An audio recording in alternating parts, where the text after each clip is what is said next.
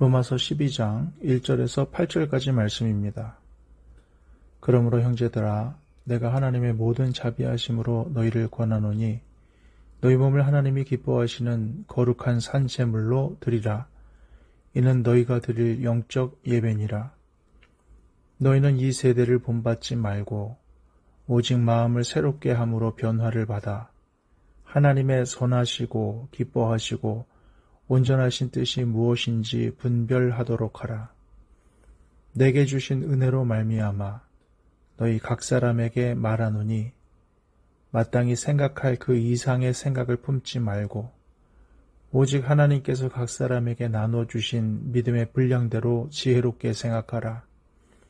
우리가 한 몸에 많은 지체를 가졌으나 모든 지체가 같은 기능을 가진 것이 아니니 이와 같이 우리 많은 사람이 그리스도 안에서 한 몸이 되어 서로 지체가 되었느니라.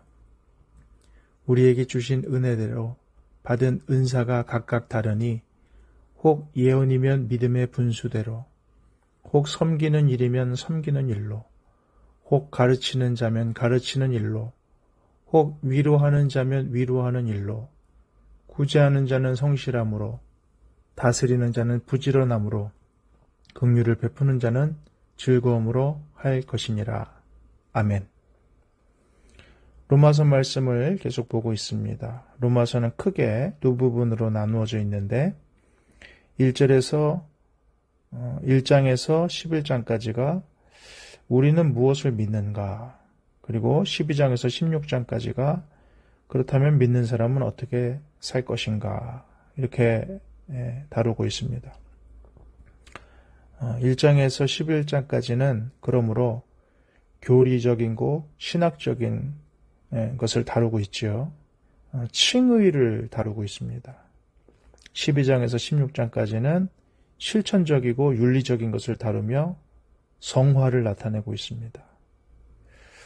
그래서 우리가 11장까지 이신칭의, 믿음으로 말미암아 의롭다함을 받는 것에 대해서 사도 바울이 계속 알려주는 것을 우리가 같이 보았습니다. 그렇다면 우리는 어떻게 살 것인가? 1절입니다. 그러므로 형제들아 내가 하나님의 모든 자비하심으로 너희를 권하노니 너희 몸을 하나님이 기뻐하시는 거룩한 산 제물로 드리라. 이는 너희가 드릴 영적 예배니라. 바울이 권면하는 것, 믿음의 형제들에게 권면하는 것은 무엇입니까? 아직 이 로마에 있는 사람들은 한 번도 본 사람들이 아니죠. 못 봤기 때문에, 가지 못했기 때문에 쓴 편지가 로마서입니다. 그럼에도 불구하고 한 번도 본 적 없는 사람들이지만 형제들이라고 말하고 있죠. 믿음 안에서 볼 수도 있고 보지 못할 수도 있고 관계가 깊을 수도 있고 관계가 없을 수도 있지만 믿음 안에 있다는 이유 하나만으로 형제가 되는 것이죠. 이들에게 권면한 것은 몸을 제물로 드리라는 것입니다. 그것이 바로 예배의 모습이죠. 예배는 어떤 몸을 하나님이 원하시는 그 몸을 제물로 드리는 것입니다. 그것이 소의 몸이고 양의 몸이고 비둘기의 몸일 수 있지만은 어쨌든 뭔가 몸을 하나님께 드려야 됩니다. 그런데 그 몸은 죽은 몸이었죠. 양을 잡고 소를 잡고 새를 잡아서 하나님께 불태워 드렸습니다. 그것을 구약에서 말하는 예배라고 했는데 오늘 예배는 독특한 것이 산예배를 드리라는 겁니다. 산제물로 드리라. 제물은 원래 죽어야 되는데 산제물로 드리라는 것은 무엇입니까? 우리의 몸에 삶을 하나님께 드리라는 겁니다. 어떤 삶을 드려야 되느냐? 하나님이 기뻐하시는 삶, 거룩한 삶으로 예배를 드리는 것이 바로 우리가 하나님께 드리는 영적 예배다. 영적인 것은 여기서는 위켄이라고 자주 말씀드렸습니다. 합당한, 마땅한, 당연한, 합리적인, 사리에 맞는 이런 뜻입니다. 그러니까 하나님이 영이시기 때문에 하나님께 마땅히 드려야 될 예배가 영적 예배다. 이렇게 약간의 의역이 된 겁니다. 저희가 드릴 합당한 예배, 영이신 하나님께 드려야 될 합당한 예배. 왜? 하나님은 물질이 아니시잖아요. 영체이시잖아요. 그렇기 때문에 사실은 하나님께서 진짜 원하시는 예배는 뭐냐? 우리의 삶으로 드리는 예배다. 하나님이 기뻐하시는 모습으로 살고 거룩한 모습으로 살고, 그게 어떤 모습이냐? 2절에 보면 이 세대를 본받지 말고 오직 마음을 새롭게 함으로 변화를 받아, 이렇게 나오는 거죠. 그러니까 하나님이 기뻐하시고 구별된 삶의 예배는 뭐냐면은 세상의 조류에 휩쓸리지 않는 것입니다. 그리고 우리의 마음이 새롭게 변화를 받는 것이죠. 육신적으로만 어떻게 하는 게 아니라 마음까지 변화를 받는 것. 이게 하나님께서 기뻐하시고 구별된 예배로 봐주시는 것이다. 바리새인들이 욕먹은 이유가 그것에 있죠. 겉모습은 바뀌었는데 마음이 변하지 않았기 때문에 회칠한 무덤이다 라고 하면서 예수님께 화 있을진저 하면서 욕먹었죠. 그러니까 겉으로의 모습도 중요한데 더 중요한 건 뭐냐? 내면의 마음의 새로움이다. 그때 하나님께서 기뻐하신다. 선하시고 기뻐하시고 온전하신 하나님의 뜻이 무엇인지 분별하라는 것입니다. 우리가 이 세상을 살아갈 때 하나님의 뜻이 있죠. 하나님의 뜻은 다 선하십니다. 하나님 기뻐하시는 것, 하나님께서 온전하게 받으시는 것이 무엇이냐? 하나님의 온전하신 뜻이 무엇이냐? 하나님의 기뻐하시지 않는 뜻도 있다고 그랬습니다. 그러니까 하나님이 그냥 그래 뭐 할 수 없지 뭐 네가 그렇게 하고 싶다면 해봐. 마치 누가복음 15장에 탕자는 아버지가 원하는 모습은 아니잖아요. 아버지는 허용하시는 뜻이 있다는 거예요. 기뻐하시는 뜻이 있고 허용하시는 뜻이 있는데 성화되는 사람일수록 하나님이 허용하시는 뜻보다는 기뻐하시는 뜻을 많이 행하지 않을까, 그런 생각을 해봅니다. 하나님의 기뻐하시는 모습, 하나님이 원하시지 않는 모습으로 우리가 행한다고 해도 하나님이 당장 하늘에서 번개를 치고 우리를 혼내시진 않아요. 중요한 것은 우리에게 자유의지를 주셨음에도 불구하고 하나님의 기뻐하시는 뜻을 내 자유의지로 행하기를 소원하는 그 모습을 하나님께서 기뻐하시지 않겠습니까? 그런 것들을 분별하는 거죠. 이거는 하나님의 선하신 뜻 가운데 있는가? 이거 하면 하나님이 기뻐하실까? 하나님의 온전하심이 이 안에 드러나는가? 이런 것들을 분별하라는 거예요. 마음이 새롭게 된 사람, 이 세대를 따라가지 않는 사람, 이런 사람들이 분별하지, 이 세상에 휩쓸려서 세상의 가치에 내 가치를 편승시켜서 살아가는 사람, 세상이 좋다 하는 것에 내 마음을 빼앗겨서 나도 저렇게 하면 좋겠네, 나도 저렇게 살면 좋겠네 하는 사람은 어느 순간 하나님의 선하시고 기뻐하시고 온전하신 뜻이 무엇인지 분별을 못한다는 겁니다. 그러므로 과연 우리는 하나님의 선하시고 기뻐하시고 온전하신 뜻이 무엇인지 분별하고 있는가? 그 사람이 바로 영적 예배를 드리는 사람이겠지요. 3절입니다. 내게 주신 은혜로 말미암아 너희 각 사람에게 말하노니 마땅히 생각할 그 이상의 생각을 품지 말고 오직 하나님께서 각 사람에게 나눠주신 믿음의 분량대로 지혜롭게 생각하라. 믿음의 분량대로 지혜롭게 생각하라. 현대어 성경에서는 분수에 맞게 생각하라, 이렇게 되어 있습니다. 뭐에 맞게요? 믿음의 분량대로.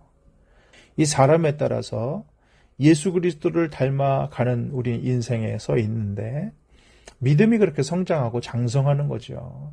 장성한 믿음의 분량을 향하여 나가는 것입니다.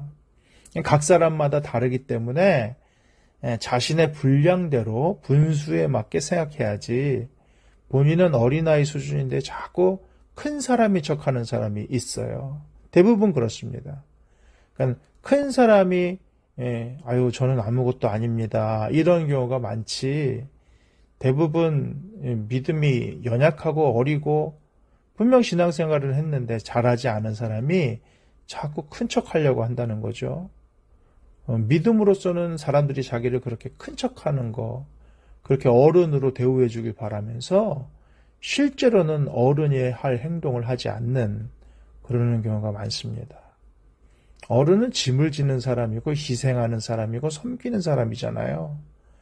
그런 일들은 하려고 하지 않으면서 대접만 받으려고 하는 일종의 그런 사람이 지혜 없는 사람이죠. 분수를 모르는 사람입니다.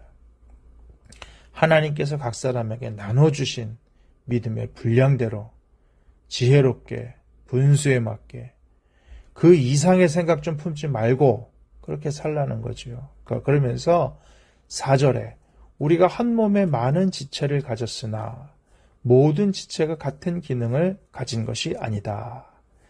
지체는 은사를 나타내기 위해서 끌어다 쓴 것입니다. 그러면서 5절에 이와 같이 우리 많은 사람이 그리스도 안에서 한 몸이 되어 서로 지체가 되었다. 한 몸이라는 것이죠. 기능이 다르다는 겁니다. 그래서 6절에 우리에게 주신 은혜대로 받은 은사가 각각 다르다. 성숙도도 다르고 은사, 하나님이 주신 선물, 각 사람의 기능 이런 것도 다르다는 거죠. 그래서 그것을 예언, 섬김, 가르침, 위로, 구제, 다스림, 긍휼 베푸는 것 이렇게 나누었다는 것이죠. 이것이 뭐가 또 대단한 것이 아니라는 거예요. 물론 이제 우리 그런 말 있잖아요. 몸이 1000양이면 눈이 900양이라더라. 몸이 1000양이면 간이 900양이라더라. 이런 얘기 하잖아요. 다 중요한데 그렇게 이제 역할이 크다 이걸 강조하기 위한 것이지. 여러분 눈 없어도 사는 사람이 있잖아요. 그러면 그 사람은 100양짜리 인생 아니잖아요. 그죠? 그러나 간이 없으면 죽습니다. 눈이 없어도 불편하고 다리가 없어도 불편하고 불편함의 종류는 다를지라도 뭐가 없으면 불편해요. 서로 다른 역할이다. 이렇게 이제 이해를 해야 된다는 거죠. 그래서 예언은 어떻게 된답니까? 믿음의 분량대로. 현대어 성경을 보니까는 분수대로, 믿음의 분수대로 하라는 거예요. 하나님이 주신 말씀이다 하면서 하나님이 주시지도 않은 것까지 자꾸 나가려고 하는 그런 문제가 되는 것이죠. 섬겨야 되고요.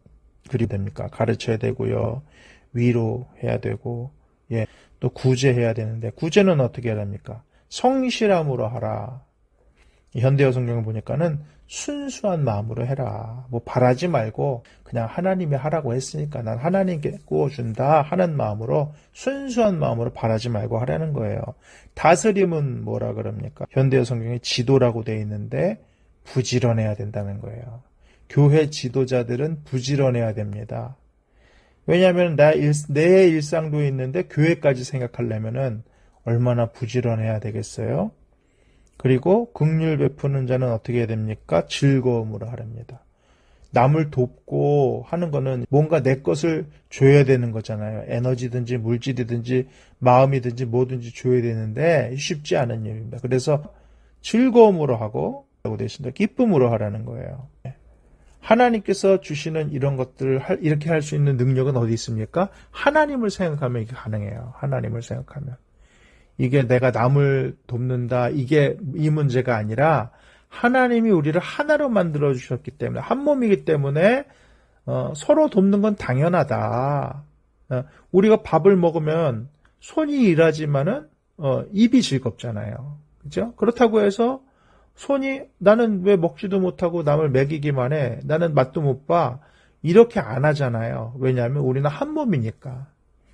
그런 마인드를 가지고 있을 때, 그런 개념을 가지고 있을 때야 비로소 하나님이 주신 은사대로 아름답게 섬겨나갈 수 있다. 이렇게 생각이 됩니다. 그러므로 저는 오늘 말씀을 전체적으로 보면서 고린도전서 10장 31절 말씀이 생각이 납니다. 먹든지 마시든지 무엇을 하든지 다 하나님의 영광을 위하여 하라. 하나님의 뜻이 무엇일까요? 오늘 우리를 향한 하나님의 선하시고 기뻐하시고 온전하신 뜻이 무엇일까? 우리는 분별해야 되지요. 세상의 시류에 휩쓸리면 우리는 분별력을 잃게 됩니다. 하나님께서 우리에게 원하시는 것은 죽은 제사가 아니라 산 제사입니다. 우리의 삶을 통하여 하나님께서 기뻐하시는 삶, 거룩한 삶으로 하나님께 영적인 예배, 합당한 예배로 영광 올려드릴 수 있는 저와 여러분 되시기를, 또 하나님께서 한 몸으로 부르신 자들을 섬기는 것이 마땅하게 여겨질 수 있는 저와 여러분 될 수 있기를 주님의 이름으로 축복합니다. 아멘.